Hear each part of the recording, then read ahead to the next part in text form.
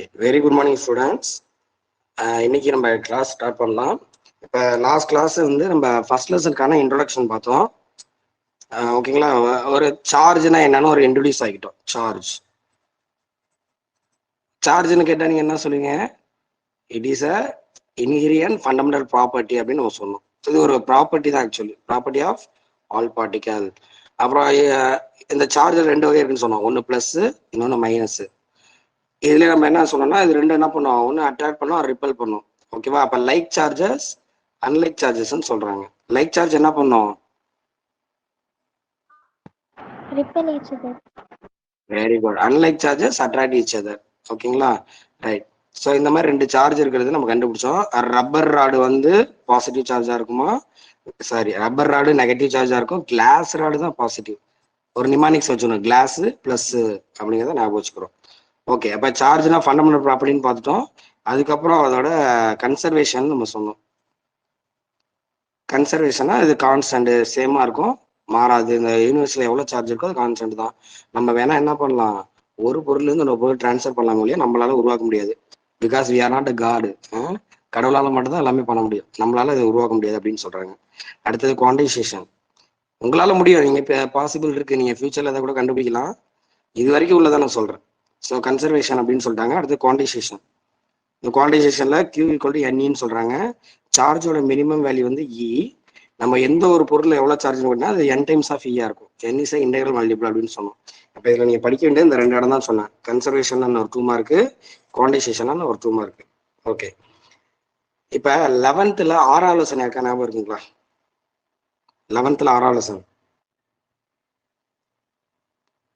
Tell me, we don't have time. Go fast. 11th ஆறாவது lesson என்னதுமா? Gravitation. ஏன் இப்ப அதை உங்கள்கிட்ட கேட்குறேன்னா, நம்ம ஆறாவது லெசன்ல படிச்சா இப்ப திருப்பி படிக்க போறோம். இப்போ அடுத்த 10 பக்கம் நம்ம 11th என்ன படிச்சோம் அது அப்படியே 12th இருக்கு. ஓகேங்களா? ஸோ கிராவிடேஷன்ல என்னெல்லாம் படிச்சோம் ஞாபகப்படுத்தி பாருங்க. ஃபர்ஸ்ட் இந்த லா பார்த்தோமா, யூனிவர்சல் லா. அதுல என்ன பார்த்தாங்க? Gravitational force. நான் சொல்ற வேணா ஞாபகம் இருந்தா பாருங்க. கிராவிடேஷனல் ஃபோர்ஸ், இந்த ஃபோர்ஸ் ஒரு பர்டிகுலர் டிஸ்டன்ஸ் வரைக்கும் தான் இருக்கும். அந்த ஏரியா பேர் நம்ம கிராவிடேஷனல் ஃபீல்டு அப்படின்னு சொன்னோம். ஓகேங்களா? ஆனா அது வெக்டாருங்கிறனால ஸ்கேலரை பார்க்கறதுக்கு கிராவிடேஷனல் பொட்டன்ஷியல் எனர்ஜி, அடுத்து கிராவிடேஷனல் பொட்டன்ஷியல். ஓகேங்களா? இப்படி ஒரு 4 விஷயம் பார்த்தோம். இந்த 4 விஷயம் தான் இந்த யூனிட்ல பாதி கவர் ஆயிருக்கும். அப்படியே இப்போ என்ன பண்ண போறோம், ஒரு சின்ன சேஞ்ச் தான். கிராவிடேஷன்ல தூக்கிட்டு எலக்ட்ரிக் அப்படின்னு எலக்ட்ரோஸ்டாட்டிக்னு வச்சுக்கோங்க. ஃபர்ஸ்ட் கிளாஸ் எலக்ட்ரோஸ்டாட்டிக் தானே. ஸோ எலக்ட்ரோஸ்டாட்டிக் ஃபோர்ஸ், அதே மாதிரி எலக்ட்ரிக் ஃபீல்டு,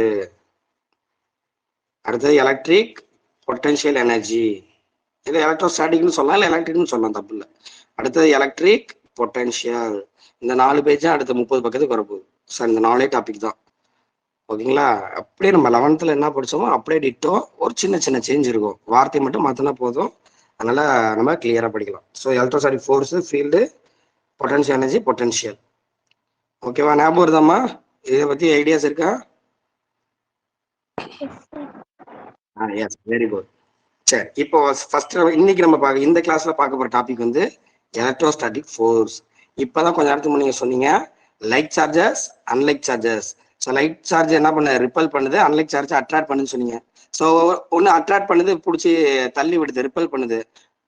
எப்படி பண்ண முடியுது? Only with force. அட்ராக்ட் பண்ணாலும் அது பேரு ஃபோர்ஸ் தான், ரிப்பல் பண்ணாலும் அது பேரு ஃபோர்ஸ் தான். அந்த ஃபோர்ஸுக்கு பேரு எலக்ட்ரோஸ்டாட்டிக் ஃபோர்ஸ். அந்த அங்க வந்து நம்ம யூனிவர்சல் லான்னு சொன்னோமா, இங்க வந்து நம்ம சொல்ல போறது வந்து பாத்தீங்கன்னா அடுத்த பக்கம் எழுதுறேன். இங்க வந்து நம்ம சொல்றது கூலும்ஸ் லா. கூலும்ஸ் லா இது வந்து ஒரு முக்கியமான ஏரியாமா. இது வரைக்கும் நம்ம இம்பார்ட்டன்ட் எந்த வார்த்தையுமே சொல்லலாம். So this first important question. ஏன்னு கேட்டீங்கன்னா 1 மார்க்லயும் வரும், 2 மார்க்லயும் வரும், 3 மார்க்லயும் வரும், 5 மார்க்லயும் பாசிபிள் இருக்கு. அது எப்படிங்கிறது உங்களுக்கு முடிக்கும் போது தெரியும். எல்லாத்துலயும் எங்கேருந்து வேணாலும் கேட்பாங்க. அதனால இந்த 4ஆவது பேஜ் 5ஆவது பேஜை தரவா படிச்சுங்க. மனப்பாடம் பண்ண அவசியமே கிடையாது, நம்ம சொல்றபடி பார்த்தா போதும். ஓகே, அப்போ முதல்ல கூலும்ஸ் லா என்ன சொல்லுதுன்னா, ஒரு லைக் சார்ஜ் எடுத்துமா, பிளஸ் பிளஸ் பிளஸ் பிளஸ் என்ன பண்ணும், என்ன பண்ணும்? Very good. பாருங்க, டிஸ்டன்ஸ்ல 2 சார்ஜ் வச்சிருக்கோம். இந்த பிளஸ் அதை பிடிச்சி தள்ளி விடும். இது வந்து கியூன்னு எடுத்துப்போம். கியூனா சார்ஜ்னு சொல்லியிருக்கேன். இது Q1 எடுத்துங்க, இது Q2 எடுத்துங்க. அப்ப என்ன பண்ணும் அப்படின்னு கேட்டீங்கன்னா இதை அதை பிடிச்சி தள்ளி விடும் போ அப்படின்ட்டு. அதாவது அது சும்மா இருக்குமா, அதுவும் பிளஸ் தானே, அது என்ன பண்ணும் இதை பிடிச்சி தள்ளி விடும். பாருங்க நியூட்டன் தேர்ல எல்லா இடத்துலயும் ஒபே ஆகுமா, இங்கேயும் அது ஆகுது. சரி நம்ம என்ன பண்றோம் அப்படின்னா ரெண்டு பேரும் நடுவில் எவ்வளவு ஃபோர்ஸ் இருக்கு.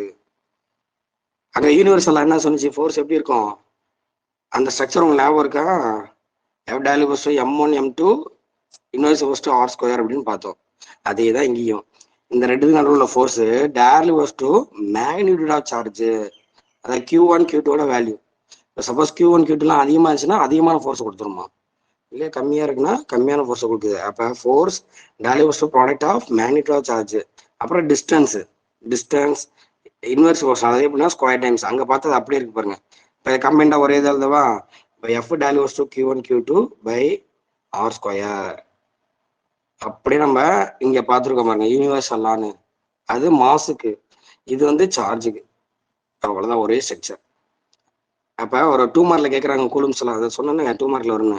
2 மார்க்ல கேட்டா என்ன எழுதணும், இந்த ஃபோர்ஸ் ஃபர்ஸ்ட் பாயிண்ட் கொடுத்துருக்காங்க பாருங்க, இம்பார்ட்டன்ட் ஆஸ்பெக்ட் ஆஃப் கூலும்ஸ் எல்லாம் புக்ல பாருங்க 4ஆம் பக்கம். ஃபர்ஸ்ட் பாயிண்ட் படிக்கணும்னு அவசியமே கிடையாது, இந்த ஈக்குவேஷன் அப்படி எழுதணும்.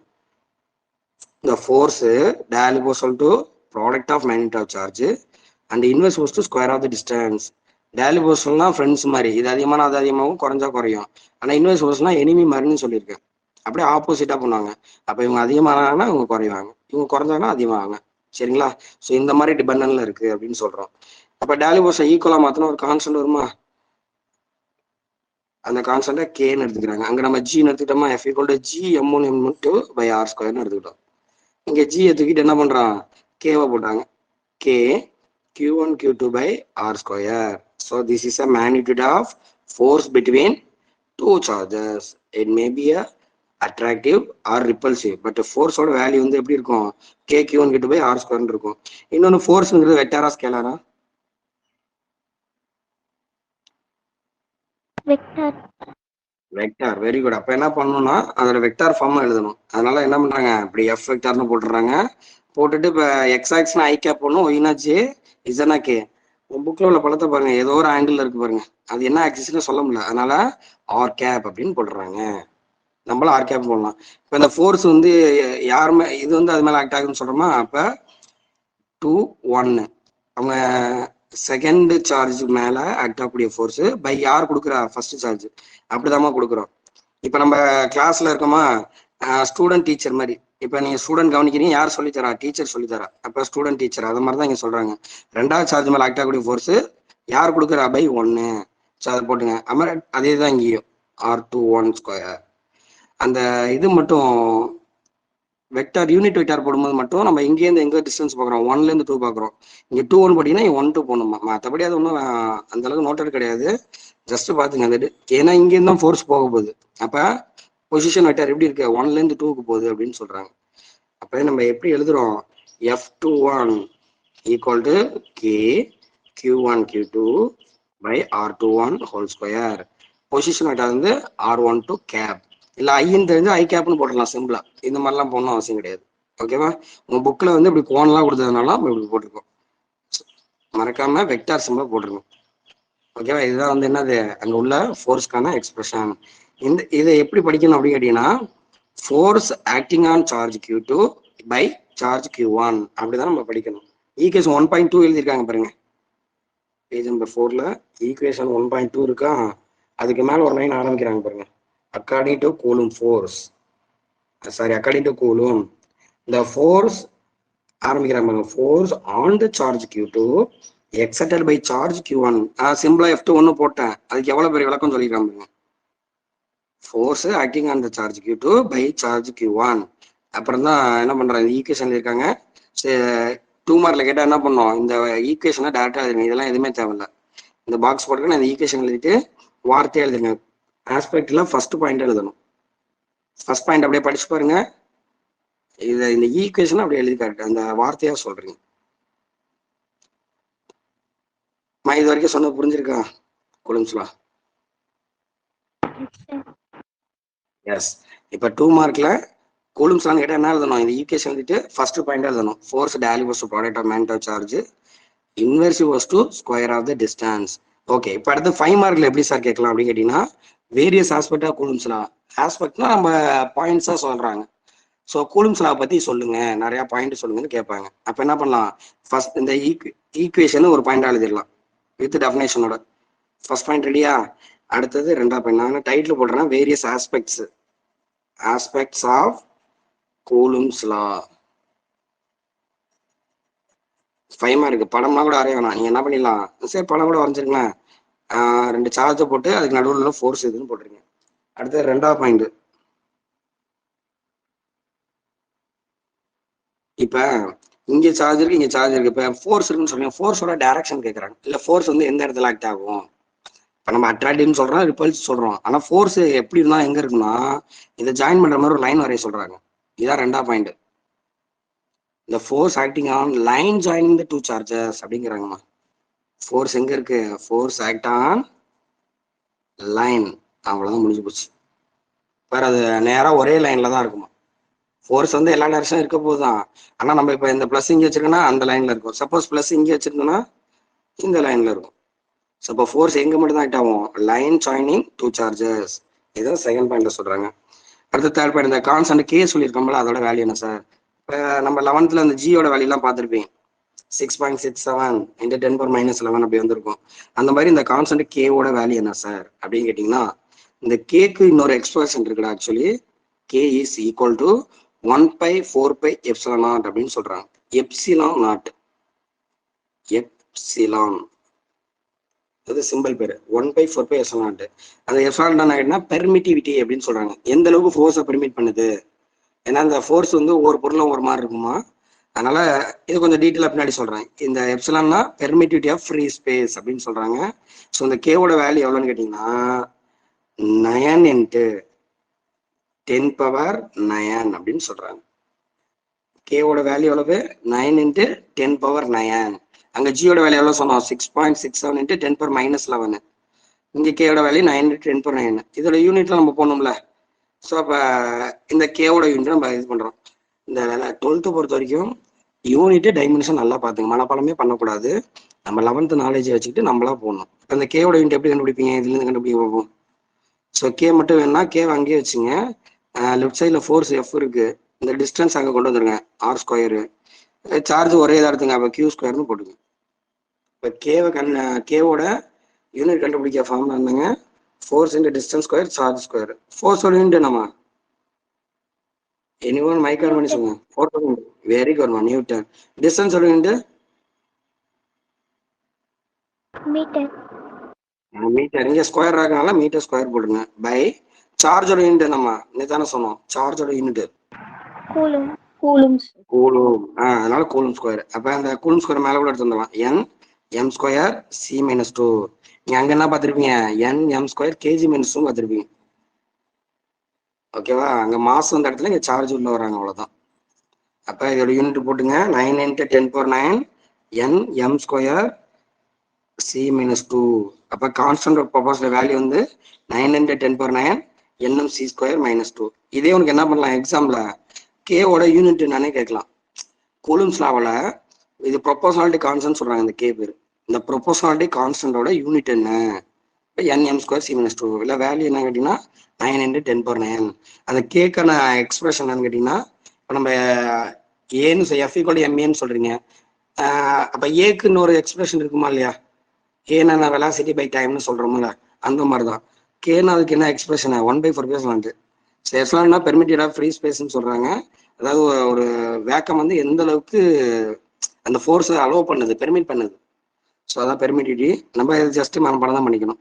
அப்போ கேவோட வேல்யூ மட்டும் பார்த்தீங்கன்னா 9 × 10⁹ nmc²-2 அப்படின்னு சொல்றோம். ஓகே, இதுல இருந்து என்ன பண்ணலாம், நம்ம எப்சிலானோட வேல்யூ என்ன சார், இப்போ கேவோட வேல்யூ நீங்க சொல்லிட்டீங்க சார், இது எப்படி சார் கண்டுபிடிச்சாங்க 9 × 10⁹? How do they find? அப்போ எப்சிலான் ஒன்று வேல்யூ இருக்கு பார்த்தீங்களா, அதுக்கு ஒரு வேல்யூ கண்டுபிடிச்சிருக்காங்க. ஸோ இப்போ எப்சிலானோட வேல்யூ வந்து பார்த்தீங்கன்னா, இதெல்லாம் மனப்பாடம் தானே பண்ணணும், வேறு எதுவும் பண்ண முடியாது. அது வேக்கம்ங்கிறதுனால ஒரு கான்ஸ்டன்ட் தான், அதான் மனப்பாடம் பண்ணிக்கணும். அப்போ 8.85 × 10⁻−12. இப்போ நம்ம 12th படிக்கிறோம்ல, அதனால -12ன்னு வருதுன்னு ஞாபகம் வச்சுங்க. ஃபர்ஸ்டே வரதுனால மைனஸ்ன்னு வச்சுக்கிறேன், 10⁻12 அப்படின்னு வச்சுங்க. இப்போ எப்சிலானோட வேல்யூ வந்து 8.85 10⁻−12. யூனிட் போடணுமே எப்சிலானுக்கு, ஏதாவது ஜஸ்ட் பண்ணுங்க, எப்படி போடலாம், வேல்யூ சார் சொல்லிட்டேன், யூனிட் நீங்களே சொல்லலாமே. இந்த எஃப்சால்ட் இங்கே எடுத்தது கேவை இங்கே தள்ளி விட்டுருங்க. அப்போ கேவோட ஆப்போசிட் தான் அது, புரியுதாடா? இதுலேயே பாருங்களேன், எஃப்சால்ட் இங்கே எடுத்து வந்துருங்க. அப்போ 1/4πk, 4π தான் யூனிட்லாம் கிடையாது. அப்போ கேவோட யூனிட்டா அப்படியே ரெசிபிராக்கெலாம் போடணும். அப்போ இந்த இருக்கு பாருங்க மேலே, அதை அப்படியே போடுங்க. nm² c-2 மைனஸ் உள்ள ப்ளஸ் ஆயிரும். அப்போ c² n-1 m-2, அவ்வளோதான் முடிஞ்சிச்சு. புரியுதாமா? அப்போ எப்சாலோட வேல்யூ வந்து பார்த்தீங்கன்னா 8.85 × 10⁻12. யூனிட் பார்த்தீங்கன்னா c² n-1 m-2. இங்கே பார்த்தது அப்படியே தலைகளாக எழுதுறோம். ஓகேவா? இதை கூட 1 மார்க்ல கேட்கலாம்.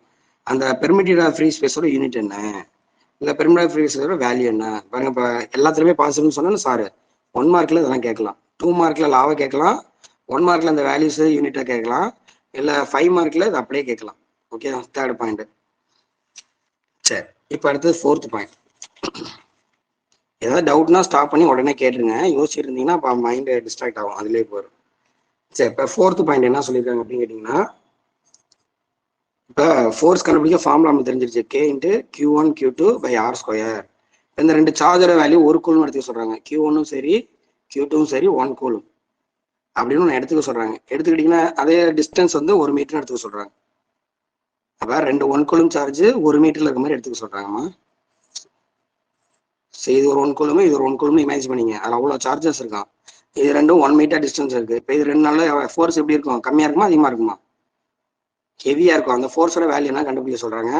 அப்போ இந்த ஈக்குவேஷன்ல இதுக்கு பதிலாக 1ன்னு போடுங்க. q1 பதிலாக 1, q2 பதிலாக 1, r பதிலாக 1 போட்டிங்கன்னா எல்லாமே கேன்சல் ஆயிருமா? பேலன்ஸ் என்ன இருக்கும்? f = kன்னு இருக்கும். கேயோட வேல்யூ எவ்வளோ யாராவது சொல்லுங்க, பார்த்து கூட சொல்லுங்க புக் வச்சு. 9 × 10⁻9. வெரி குட்மா. 9 × 10⁻9. இது ஃபோர்ஸுங்கனால நியூட்டன் நிப்பாட்டிங்க போதும். அந்த கேவோட யூனிட்லாம் நீ போட வேணாம். ஃபோர்ஸ்னா நியூட்டன், அவ்வளோதான். அப்ப ரெண்டு 1 கூலும் சார்ஜ் நடுவில் எவ்வளோ ஃபோர்ஸ் இருக்கும்? இது 1 மார்க்ல கேட்கலாமே. What is the value of force between 2 1 coulomb of charges which is separated 1 metre? What is the value? 9 × 10⁻9 அப்படின்னு கேட்குறாங்க. இந்த நம்பரை இமேஜின் பண்ணி பார்க்க முடியுதா? இது எந்த அளவுக்கு ஹெவியான ஃபோர்ஸ்னு? 9 × 10⁻9 நியூட்டனு. இது பாசிபிளான்னு கேட்டீங்கன்னா இட் இஸ் நாட் பாசிபிள். ஏன்னா சிங்கம் சூர்யாவே என்னது ஓங்கி அடிச்சா 1.5 டன் வெயிட் தான் சொல்றாரு. டன்னு 10⁻3 ஆமா, அதுவே 10⁻3 தான் வருது. சூரிய அடிச்சாலே அவ்வளவுதான் இருக்கு. ரெண்டு சின்ன பார்ட்டிகல், ரெண்டு சின்ன சாங்கல்ல இவ்வளவு ஃபோர்ஸ் இருக்குமா? அப்ப அவன் என்ன சொல்றாங்கன்னா this charge is not possible. அப்ப ராங்கு. என்ன சார் நான் சொல்லிவிட்டு ராங்குங்கிறீங்க? அப்ப நம்ம அசம்ப்ஷன் ராங்கு. அப்ப 1 coulomb charge is not possible. அதாம இந்த பாயிண்ட்ல சொல்ல வராங்க. 1 கூலும் இஸ் நாட் பாசிபிள். ஏன்னா ரெண்டு 1 கூலும் சார்ஜ்னா எப்படி இருக்கு? இந்த அளவுக்கு ஹெவியான ஃபோர்ஸ் இருக்காத சொல்றாங்க. அப்ப நம்ம எடுத்துக்கிட்ட பாயிண்ட் தான் தப்பு. ஆன்சர் ரைட்டு தான், 9 × 10⁻9 நியூட்டனு. அது பாசிபிள்னா என்ன அர்த்தம்? இந்த சார்ஜ் பாசிபிள் கிடையாது அப்படின்னு சொல்றாங்க. ரெண்டு 1 கூலும் சார்ஜ் பாசிபிள் கிடையாது. அதனால இனிமேல் இந்த லெசன்ல சார்ஜ்னு பார்த்தா எப்படி பார்ப்போம்? ஒன்று மியூசி இல்லைன்னா என்சின்னு போடுறாங்க. Micro coulomb nano coulomb. மைக்ரோனா தெரியும் உங்களுக்கு, 10⁻6. நேனோனா 10⁻−9. அந்த மாதிரியான கம்மியான கூலுமா தான் இருக்கும். இப்போ ஈயோட வேல்யூ கூட நீங்க பார்த்துருப்பீங்களே. நான் கூட 1 கூலும் சொல்லியிருக்கேன், அப்படி சொல்லவே இல்லை. என்ன சொன்னேன்? ஈயோட வேல்யூ எவ்வளோமா? 1.6 × 10⁻−19. Very good. பாருங்க, -19 அப்ப எல்லாமே மைனஸ் இருக்கும், கம்மியா இருக்கும்னு சொல்ல வரேன். ஓகேவா? 1 கூலும் இஸ் நாட் பாசிபிள். இப்போ நம்ம மாஸ்ல கிலோகிராம் சொல்றோம், 1 கிலோகிராம் பாசிபிள்னு. ஆனா சார்ஜ்ல 1 கூலும் இஸ் நாட் பாசிபிள் அப்படின்னு அந்த 4ஆம் பாயிண்ட்ல சொல்றாங்க. ஓகே, இதெல்லாம் வந்து நீங்க ஓனா எழுதலாம், புக்ல உள்ள மாதிரி எழுதணும்னு நீங்க ஆசைப்பட வேணாம். புக்ல உள்ளது நல்லா படிச்சுக்கிட்டு இப்போ 5 மார்க்ல அதை கேட்குறாங்கன்னா நீ எழுதுறதா ஆன்சர். ஓகேவா? நான் பாயிண்ட்ஸ் கரெக்டா இருக்கும். சரி, அடுத்து 5ஆம் பாயிண்ட். இப்போ ரெண்டு சார்ஜ் நல்ல உள்ள ஃபோர்ஸ் வந்து பார்த்தீங்கன்னா, சார் வந்து வேக்கம்ல அந்த மாதிரி 2 சார்ஜ் வச்சிருக்கேன். ஃபோர்ஸ்க்கான ஃபார்ம்ல என்ன இருக்கு? கேக் பதிலாக 1/4 போட்டுங்க. 1/4 q1 q2/r². இது வந்து எப்போ? வேக்கம்ல உள்ள சார்ஜ். ஸோ அதை வந்து ஈக்குவேஷன் 1ன்னு எடுத்துங்க. 5ஆம் பாயிண்ட் பாருங்க. ரெண்டு சார்ஜ் வேக்கம்ல இருக்குன்னா நடுவில் இவ்வளோ ஃபோர்ஸ் இருக்கும். ஏன்னா F2 போட்டுக்கலாம், இல்லை தேவையில்லை. சார் இது வந்து எப்போ? வேக்கம்ல உள்ளது. இதே ரெண்டு சார்ஜ் எடுத்துட்டு போய் என்ன பண்றேன்? தண்ணிக்குள்ள வச்சிடுறேன். சார் சாக்கு அடிச்சிருமா சார் அப்படிலாம் கேட்காங்க. ஒரு இமேஜின், அதாவது இது பேர் பாயிண்ட் சார்ஜ்னு சொல்றாங்க. ஒரு சின்ன பாயிண்ட் அப்படின்னு நம்ம எடுத்துக்கிறோம். ஓகேவா? ஸோ 2 பாயிண்ட் சார்ஜ் நடுவில் இவ்வளோ ஃபோர்ஸ் இருக்குன்னு சொல்றாங்க. இது வேக்கம்ல, அதனால தான் எப்சிலான் ஆர்டர் போட்டிருக்கேன். இதே மீடியத்தில் கொண்டு போய் வச்சேன்னா ஃபோர்ஸ் வந்து மாறும், கண்டிப்பா குறையலாம், இல்லை அதிகமாகலாம். ஆனா கண்டிப்பா ஏதோ ஒரு சேஞ்ச் நடக்குமா. அப்ப இதே வாட்டர்ல வைக்கிறதா எடுத்துப்போம். வாட்டர்ல இல்ல மீடியம் எடுத்துமா, ஜென்ரலி மீடியம்ல வைக்கிறோம். இதே 2 சார்ஜ் என்ன பண்றேன், ஒரு தண்ணி தொட்டிக்குள்ள கொண்டு போய் வச்சிடறேன். அப்படி வைக்கும்போது இதே ஃபார்ம்ல தான் வரும், Q1 Q2 by R square.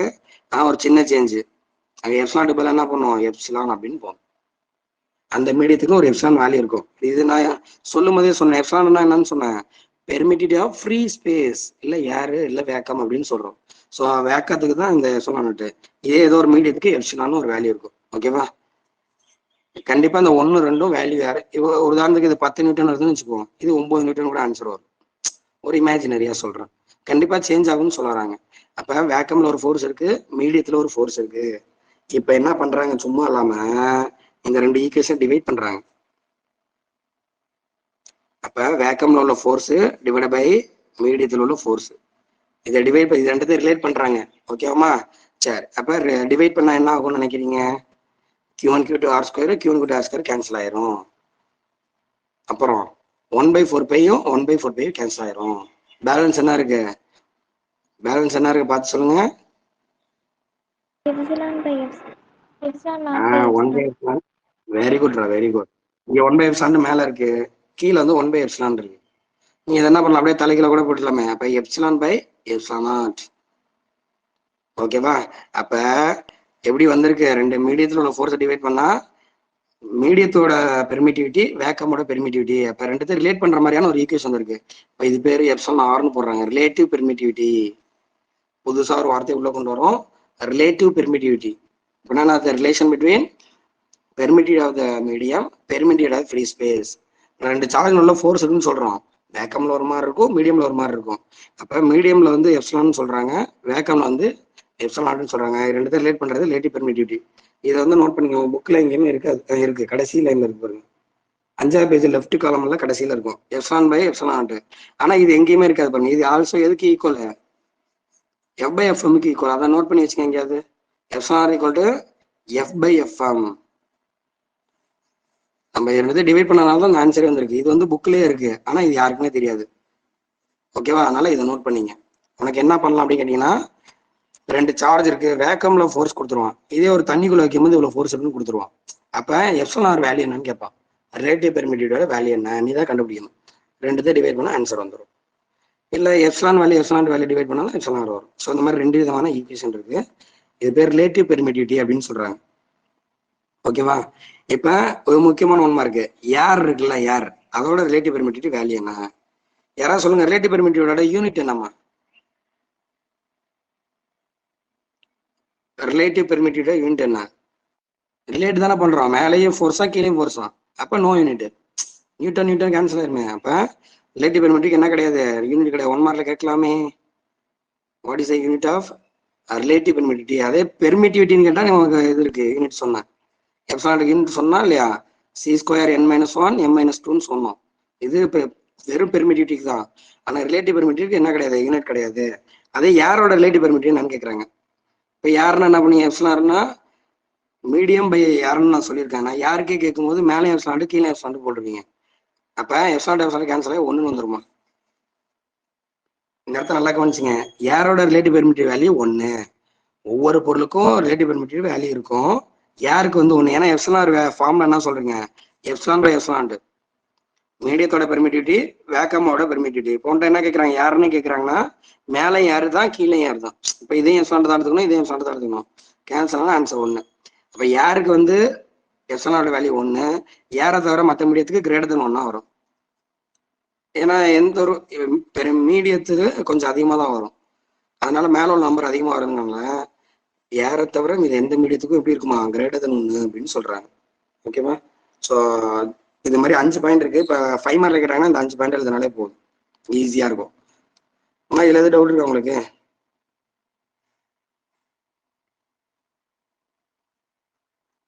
No, sir.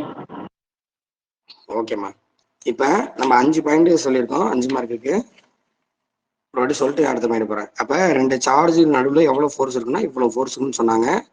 அப்ப அந்த டெஃபினேஷன் நம்ம சொல்லிடுறோம். அதான் ஃபர்ஸ்ட் பாயிண்ட். கூலும்ஸ்லான்னு கேட்டா எதாவது எழுதணும். ஃபர்ஸ்ட் பாயிண்ட் எழுதணும், ஒரு 2 மார்க். அப்ப அந்த ஃபோர்ஸ் வந்து லைன்ல தான் ஆக்ட் ஆகும்னு சொல்றாங்க. அடுத்த 3ஆம் பாயிண்ட் வந்து கான்ஸ்டன்டோட வேல்யூ வித் யூனிட். அதை எப்சிலானோட வேல்யூ வித் யூனிட் அதை பார்த்துக்கிறோம். அடுத்தது 2 1 கூலும் சார்ஜ், அதுக்கு நடுவில் உள்ள ஃபோர்ஸ் இவ்வளவு. இது பாசிபிள் கிடையாது, அதனால 1 கூலும் சார்ஜ் பாசிபிள் இல்லைன்னு சொல்றாங்க. அடுத்தது வேக்கம்ல எவ்வளவு ஃபோர்ஸ் இருக்கும், மீடியம்ல எவ்வளவு ஃபோர்ஸ் இருக்குன்னு பாக்குறாங்க. ரெண்டுத்தையும் டிவைட் பண்ணா ஒரு குவான்டிட்டி வருது, அது பேர் ரிலேட்டிவ் பெர்மிட்டிவிட்டி. ஸோ இப்படி ஒரு ஃபார்முலா இருக்கு, இப்படி ஒரு ஃபார்முலா இருக்கு. யாருக்கு ரிலேட்டிவ் பெர்மிட்டிவிட்டி 1, யாரை தவிர அனைத்து மீடியத்துக்கு எப்படி இருக்கும், கிரேட்டர் தென் 1 அப்படின்னு சொல்றாங்க. வேணா இங்க தெரிஞ்சு வச்சுங்க. வாட்டர், தண்ணி குடிக்கிறோம்ல, வாட்டரோட எப்சிலான் வேல்யூ வந்து 80. நாளைக்கு கேட்பேன்னு சொல்லணும். இல்ல இப்பயே தேவைப்படும் பாருங்க. வாட்டரோட எப்சிலான் வேல்யூ வந்து 80. ஓகேவா? சரி.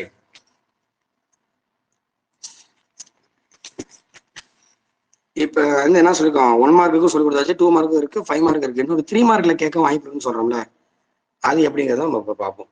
3 மார்க்லயும் பாசிபிள் இருக்கு. ஒரு நிமிஷம்.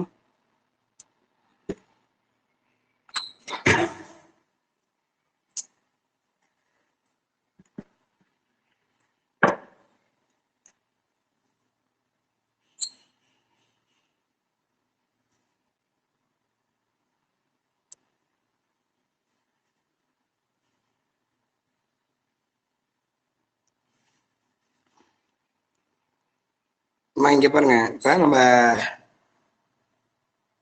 இப்ப இந்த லெசன்ல இந்த மாதிரி ஃபோர்ஸை பத்தி பார்த்திருக்கோம். ஆல்ரெடி 11th கிராவிடேஷன் ஃபோர்ஸ் பார்த்திருக்கோம். இது ரெண்டுத்தையும் பாருங்க, ஒரே மாதிரி இருக்கு பாருங்க ஸ்ட்ரக்சர். அப்ப இப்ப நம்ம பார்க்க போறது என்ன, இந்த கொஸ்டின்ல தான் வருது. வேரியஸ் ஆஸ்பெக்ட் ஆஃப் கூலும்ஸ் லால similarity difference between similarity difference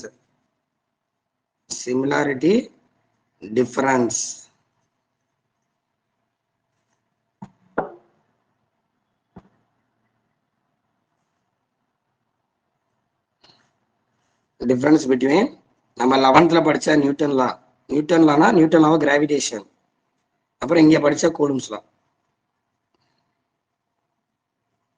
ரெண்டுத்துக்கு என்ன வந்து சிமிலாரிட்டி இருக்கு, என்ன டிஃபரன்ஸ் இருக்கு? ரெண்டுத்துக்கு என்ன சிமிலாரிட்டி, அங்க வந்து ஃபோர்ஸ் எப்படி இருந்துச்சு, value was to m1 m2 and inverse was to r². கரெக்டாமா? அதே இங்க எப்படி இருக்கு, ஃபோர்ஸ் கூலும்ஸ் லால value was to product of magnet of charge, inverse was to r². இதுதான் ரெண்டுத்துக்கும் சிமிலாரிட்டி. ஓகேவா? அடுத்தது டிஃபரன்ஸ். என்ன ரெண்டுத்துக்கு டிஃபரன்ஸ், இதுதான் முக்கியமான 3 மார்க்மா. 3 மார்க்ல அடிக்கடி கேட்குறாங்க. புக்கில் உள்ள மாதிரி எழுதானா ஒரு பாக்ஸ் மாதிரி போட்டு நீங்க சிம்பிளா எழுதிட்டு போயிடலாம். பாக்ஸ் போட சொன்னா வித்தியாசமா சார் தான் போட்டிருக்கேன், நீங்க பாத்துங்க கரெக்டா. ஸோ 11th படிச்சது ஃபர்ஸ்ட் எடுத்துருவோம். நியூட்டன் லா, இல்லை கிராவிடேஷன் லா அப்படின்னு சொல்லாமா, Newton law. Newton universal law கிராவிடேஷனுக்கும் கூலும்ஸ் லாக்கும் வித்தியாசம். முக்கியமான 3 மார்க். ஃபர்ஸ்ட் பாயிண்ட், இப்போ அந்த கிராவிடேஷன் ஃபோர்ஸ் இருக்குல்ல, attractive nature only. Gravitation force எப்படி இருக்கும், அட்ராக்டிவ் நேச்சர் ஒன்லி. எனக்கே கிராவிட்டி பிடிச்சி தள்ளி விட்டுருக்காங்கல்ல, அப்ப என்ன மட்டும் தான் பண்ணும், அட்ராக்ட் மட்டும் தான் பண்ணும். கடவுள் என்ன பண்றாங்க, அட்ராக்ட் தான் பண்றாங்க. ஓகேவா? அந்த மாதிரி தான். அப்ப கிராவிடேஷன் ஃபோர்ஸ் நியூட்டன்ல கூலும்ஸ்னு சொல்லலாம், இல்லாட்டி இது எப்படி சொல்லலாம், gravitation force electrostatic force, GF ESF. Gravitation force electrostatic force அப்படிங்கிற ஞாபகம். So gravitation force always attractive only. Coulomb force என்ன பாசிபிள், யாராவது சொல்லுங்க. அட்ராக்டிவ்,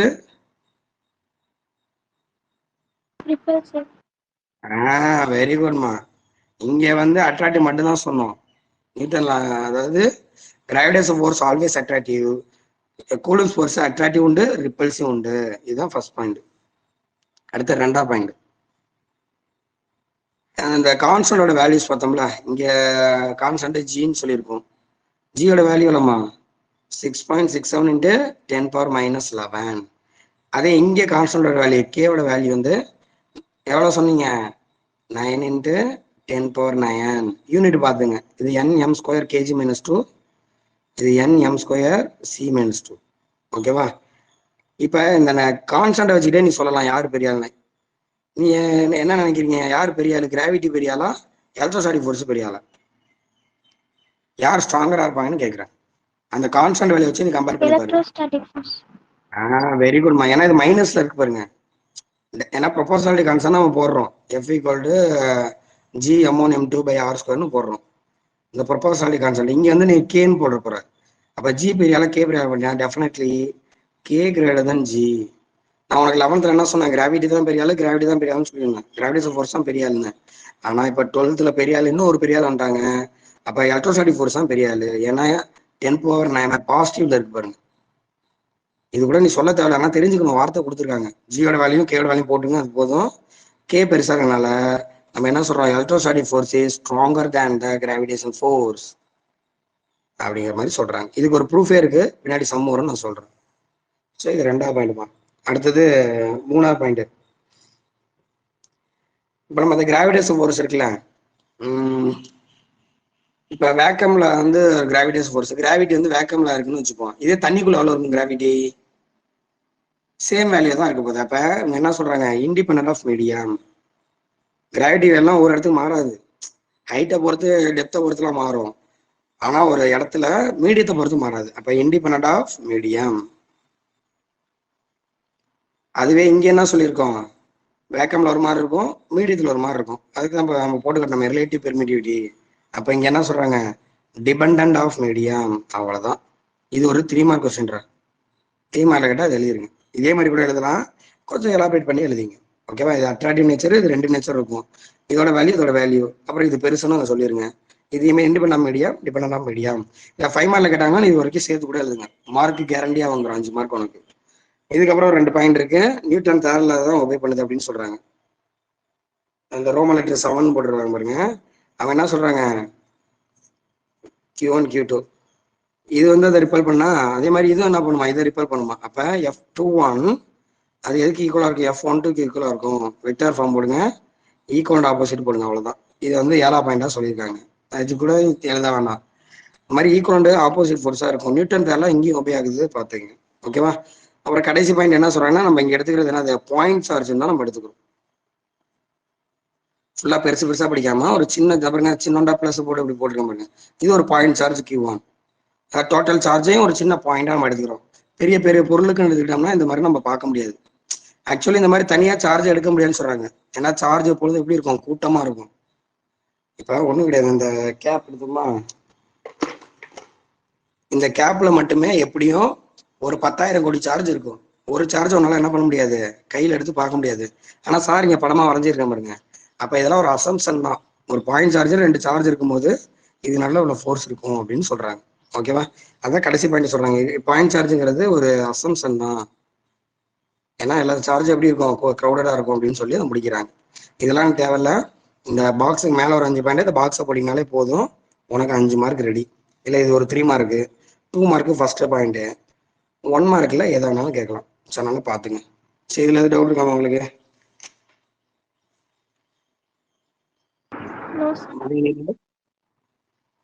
ஓகேம்மா. அப்ப இது சம்பந்தமா இங்க ஒரு 2 சம் இருக்கு, அதை மட்டும் பார்த்துருவோம். 5 நிமிஷம் முடிச்சிருவோம். சார் வந்து அப்படியே புக்கு ஷேர் பண்றேன், அப்படியே இதில் பார்த்துடலாம். அம்மா சம்ஸ் எல்லாம் நம்ம ஃபுல்லா பார்த்துக்க முடியாதா, நேரம் பார்த்தாது. நான் தியரி தெளிவா சொல்லிடுறேன். நீங்க சம்ஸ் ஒர்க் அவுட் பண்ணுங்க, ஏதாவது டவுட்னா நீங்க கேட்டுக்கலாம்.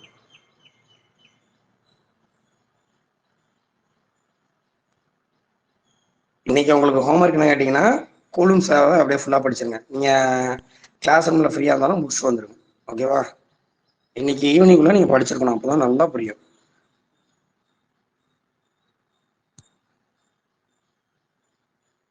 சம்மு கேட்டு பாருங்க. இப்போ சம்லாம் பெருசு பெருசா இருக்கும், ஆனால் ஸ்பிளிட்டட் சம் எல்லாமே.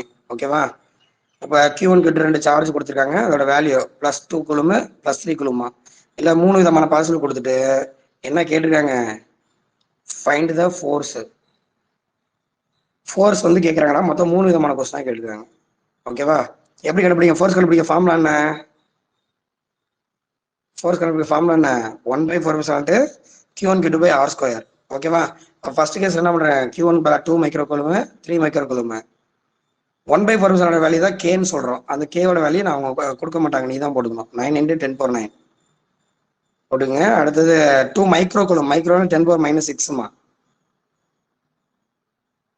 ஒரு நிமிஷம், இது ரிசீவலா இருக்கான்னு நினைக்கிறேன். நம்ம இப்படி வச்சுக்கோ, அரிசான்ல அப்பதான் தெரியும். இப்படி வச்சுக்கோ. இந்த இடத்த பாருங்க, உங்க புக்ல கூட பாத்துக்கலாம், இல்ல ஸ்கிரீனை பாருங்க. அப்போ ஃபோர்ஸ் கண்டுபிடிக்க ஃபார்முலா இருக்கு. இப்போ அந்த ஃபோர்ஸ் என்ன பண்றாங்க, கேவோட வேல்யூ போட்டாங்க. 2 micro coulomb 3 micro coulomb, distance 1 metre. இதை சால்வ் பண்ணி என்ன வந்திருக்கு, 54 × 10⁻³ அது எக்ஸ் ஆக்சிஸ்ல அந்த ஃபோர்ஸ் இருக்கு, படத்தை பார்த்தாலே தெரியும் உனக்கு. ஏன்னா இப்போ இது பிடிச்சி தள்ளி தான் விட போகுது. அப்போ எக்ஸ் ஆக்சிஸ்ல இருக்கனால ஐ கேப்னு போட்டாங்க. உனக்கு தெரிஞ்சா போடலாம், இல்லாட்டி நீ என்ன பண்ணலாம், ஆர் கேப்னு போட்டு முடிச்சிருங்க. ஸோ இதுதான் வந்து ஃபர்ஸ்ட் கொஸ்டினுக்கான ஆன்சரு. ரெண்டாவது கொஸ்டின் என்ன பண்ணியிருக்காங்க, +3க்கு பதிலாக -3 கொடுத்துருக்காங்க, அவ்வளோதான். அப்போ ஆன்சர் என்ன பண்ணுவோம், வரக்கூடிய ஆன்சரு மைனஸ்ல வரும். அந்த வந்துருச்சு பாருங்க. ரெண்டாவது இதுக்கு +3க்கு பதிலாக -3 கொடுத்துருக்காங்க, அது கொஸ்டினா இருக்கு. அப்போ -54ன்னு வந்திருக்கு. ஓகேவா. அடுத்த மூணாவது கொஸ்டின் என்ன கேட்டுருக்காங்கன்னா, இதை கொண்டு போய் எங்க வச்சிருக்காங்க, மூணாவது கொஸ்டின் படிச்சு பாருங்க. ஸ்கிரீன் விசிபிளா இருக்கா ஸ்டூடெண்ட்ஸ்? அந்த சி கொஸ்டின் பாருங்க. சி என்ன கேட்டுருக்காங்க, இதே +2 -3 இருந்தா ரெண்டாவது கொஸ்டின் தான். ஆனா எங்க வச்சுட்டாங்க, கெப்டின் வாட்டர், வாட்டர்ல வைக்கிறாங்க. ஓகேவா. ஸோ அப்படிங்கும் போது உனக்கு டேரக்டா ஃபார்ம் உனக்கு வந்து அப்படியே டெரைவ் பண்ணி கொண்டு போயிருக்காங்க. வாட்டருக்கு என்ன ஃபார்முலா, அதெல்லாம் வேக்கம்ல என்ன ஃபார்முலா, அதெல்லாம் போட்டு இங்க வந்திருக்காங்க. நான் ஆல்ரெடி உங்களுக்கு சொன்னேன், relative permittivity formula. Relative permittivity formula என்னமா சொன்னோம், எப்சிலான் பை எப்சிலான் இருக்கும். இன்னொன்னு என்ன மெயினா என்ன சொன்னேன், F/Fm. F/Fm. ஓகேவா. அவ எப்சிலான் F/Fm. Fm கண்டுபிடிக்க ஃபார்முலா யாராவது சொல்லுங்க பார்ப்போம், இந்த ஈக்குவேஷன் வச்சுட்டு. அப்ப Fm கண்டுபிடிக்க ஃபார்முலா என்ன, என்னம்மா யோசிக்கிறீங்க, ரீஅரேஞ்ச் தானே பண்ண சொல்றேன். இது அப்படியே அங்க எடுத்து போயிரு, இது இப்படி இங்க எடுத்து வந்துடும், அவ்வளவுதான். Fm = வேக்கம்ல உள்ள force divided by Fm. Very குட்மா. அதை தான் இங்க கொடுத்துருக்காங்க பாரு, இங்க கொடுத்துருக்காங்க பாரு. புரியுதா, நீ டேரக்டா பாத்துக்கலாம். அப்ப வேக்கம்ல உள்ள ஃபோர்ஸ் எப்சிலான் டைம்ஸ் டிவைட் பண்றாங்க. அப்ப ஃபோர்ஸ் குறையுமா அதிகமாகுமா, யாராவது ஜட்ஜ் பண்ணுங்க. டிவைடட் பை எப்சிலான் வருது, குறையுமா அதிகமாகுமா ஃபோர்ஸ்? மினிமைஸ் குறையும். ஏன்னா வேக்கம் டிவைட்ல ஆகுது, டிவைட்னா குறையுதுன்னு தான் அர்த்தம். அப்ப ரெண்டு சார்ஜ் வேக்கம் இருக்க ஃபோர்ஸை விட ஒரு மீடியத்துக்குள்ள வச்சுன்னா ஒரு மீடியத்துக்கு எப்சிலான் வேல்யூ இருக்கும், எப்சிலான் டைம்ஸ் குறையும். வாட்டருக்கு எப்சிலான் எவ்வளவு சொன்னோம், வாட்டரோட எப்சிலான் எவ்வளவு, 80. வெரி குட்மா. அங்க பாருங்க டிவைட் பண்ணிட்டாங்க, இந்த பண்ணிட்டாங்க பாருங்க. இப்போ வேக்கம்ல ஃபோர்ஸ் ஆல்ரெடி ரெண்டாவது கொஸ்டின்ல கண்டுபிடிச்சிட்டோம். டிவைட் பை 80 போடுங்க, ஆன்சர் வந்துருச்சு பாருங்க. இப்போ 80 மடங்கு குறைஞ்சு இந்த ஆன்சர் வருது. 1 மார்க்ல உனக்கு என்ன பண்ணலாம், வேற ஒரு ஃபோர்ஸ் வழியே கொடுத்துருவோம். வேக்கம்ல வந்து மாதிரி 100 நியூட்டன் இருக்கு. அப்ப வாட்டர்ல அவனுக்கு என்ன 100 டிவைட் பை 80 போடணும், அவ்வளோதான், முடிஞ்சு போச்சு. ஸோ இது வந்து 1 மார்க்ல கேட்கலாமா, ஜஸ்ட் பார்த்துங்க. சரி, யாராவது சொல்லுங்க பார்ப்போம், உப்பு ஏன் தண்ணியில கரையுது? நான் கிளாஸ் முடிச்சிருவோம், சொல்லுங்க. உப்பு ஏன் தண்ணியில கரையுது?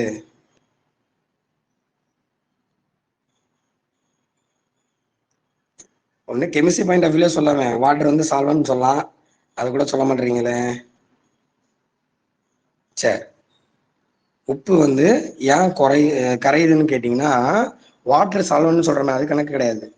அதுக்கு ஒரு எக்ஸ்பிளனேஷன் இருக்கு. இருங்க, நான் வந்து ஸ்கிரீன் ஷேர் பண்றேன்.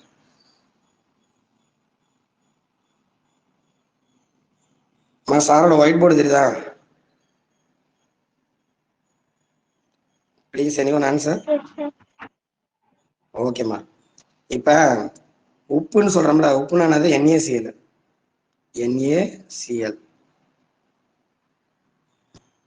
அப்ப அதுல ஆக்சுவலி என்ன, NaCl என்னது, Na positive charge, Cl negative charge. இது ரெண்டு நல்ல ஒரு அட்ராக்டிவ் ஃபோர்ஸ் இருக்கு.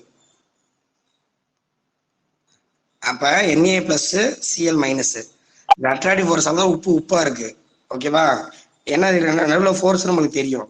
இதே நான் என்ன பண்றேன்னா, உப்பை கொண்டு போய் தண்ணிக்குள்ள போட்டுறேன். தண்ணியில போட்டோன்னா என்ன ஆகும், மீடியம்ல எவ்வளவு ஃபோர்ஸ் இருக்குன்னு சொன்னோம், Fm = F divide by epsilon r. அப்ப வாட்டர்ல விட வேக்கம்ல உள்ளதை விட இப்ப வாட்டருக்கு எப்சிலான் வேல்யூ 80 தான். அப்ப F டிவைட் பை 80ன்னு போடுங்க, முடிஞ்சிச்சு. இப்ப வேக்கம்ல உள்ள ஃபோர்ஸை விட 80 மடங்கு குறையுதான். ஸோ அதனாலதான் என்ன ஆகுது, இந்த ஃபோர்ஸ் குறைஞ்சி அது ரெண்டு பிரிஞ்சிருது. புரியுதாமா? முன்னாடி 2 அட்ராக்ட் ஆகிருக்கும் வேக்கம்ல. நம்ம இப்போ என் கையில் உப்பு வச்சிருக்கேன்னா உப்பாக தான் இருக்கும். அதுவே நம்ம வந்து தண்ணிக்குள்ளே போட்டோம்னா என்ன ஆகுது, ஃபோர்ஸ் 80 மடங்கு குறையிறனால தான் அந்த உப்பு வந்து கரையுது அப்படின்னு சொல்கிறேன். Is it clear?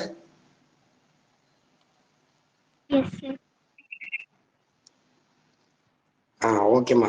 சரி, இன்னைக்கு நம்ம பார்த்தது வந்து கூலும்ஸ் லா. 2 சார்ஜ் நடுவில் உள்ள ஃபோர்ஸை பற்றி பேசியிருக்கோம். அதில் உள்ள வேரியஸ் ஆஸ்பெக்ட் டிஸ்கஸ் பண்ணியிருக்கோம். இதை வந்து நீங்கள் என்ன பண்ணிருக்கீங்க, அப்படியே தெளிவாக படிச்சிருக்கோம்.